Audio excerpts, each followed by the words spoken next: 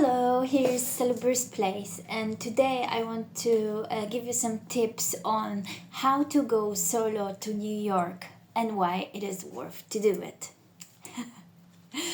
So I've got some of my notes. I'm prepared because there's just so much to say on that subject, and I guess I just made few kind of sub titles that I want to um, widen and talk about here because there's just so many things that you could do in New York that I think good preparation and being firm of what you actually want to look want to find, it is important to establish at the beginning. So I think with this travel, the most important is your own preconception and your own dream, to be honest, because the first thing that you need is motivation.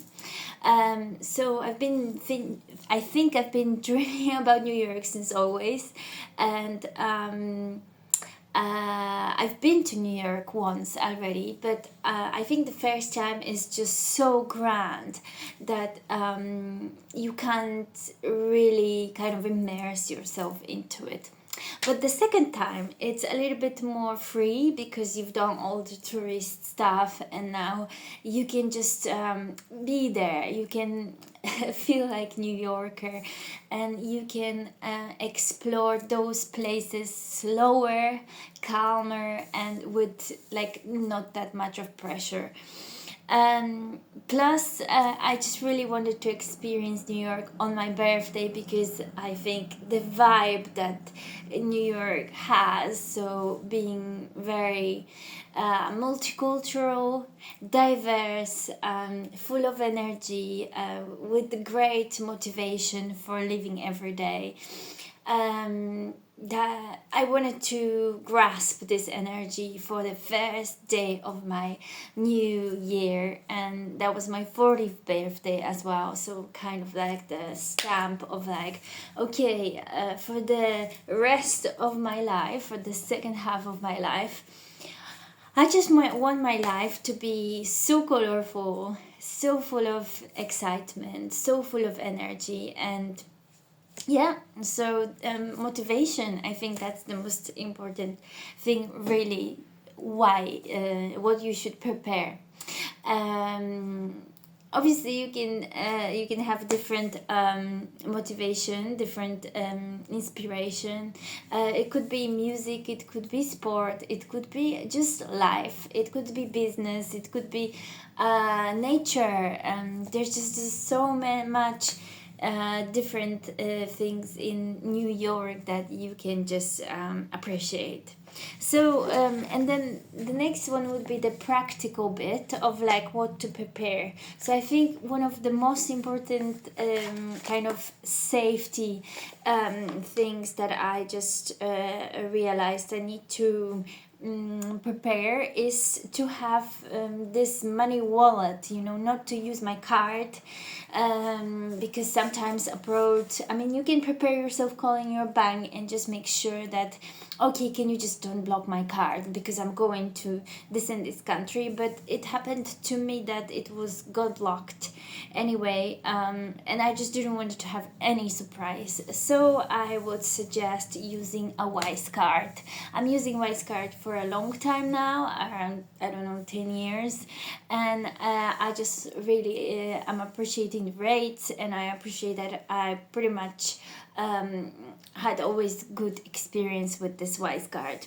Money, I was kind of experimenting with how much a day you could spend, so I can tell you that I would, if I was going full on what I need, it was around like a low budget, around $60 a day. Then the second most important kind of preparation is to book your accommodation. And then New York is just so expensive, so I've been trying to research much more before on this. There's some Instagram people that can help you with that. There are like New York tourist guides that you can just reach to, and they have books, they have vlogs, and they can just help you to do that. I just found it via one of the accommodation website, and I found two. One was a hostel with swimming pool near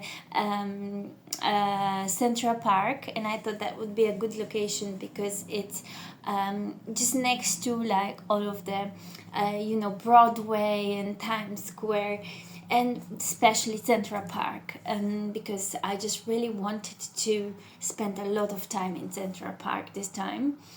And the other one was in East Village, in which I have never been because that was the first time I visited this area. East West Village, Greenwich Village, yeah, Chelsea. Like I haven't been there yet, so I've decided that I look at the reviews, and actually I chose the one in East Village, and I'm really happy to do that because that was the best place I could stay at.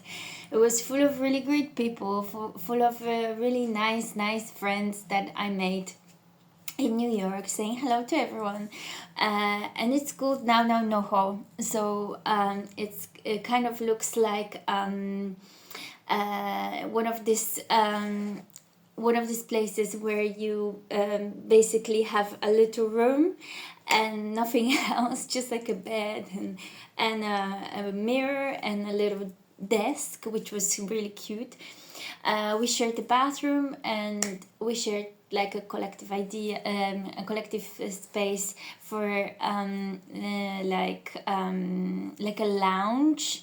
There was a little bit of space to sit in the evenings as well, or in the mornings in the front of the place, and also they have a patio.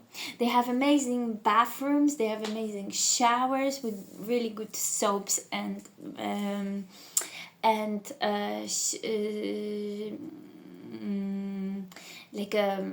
like just cosmetics that you can use, right? So conditioner, shampoos.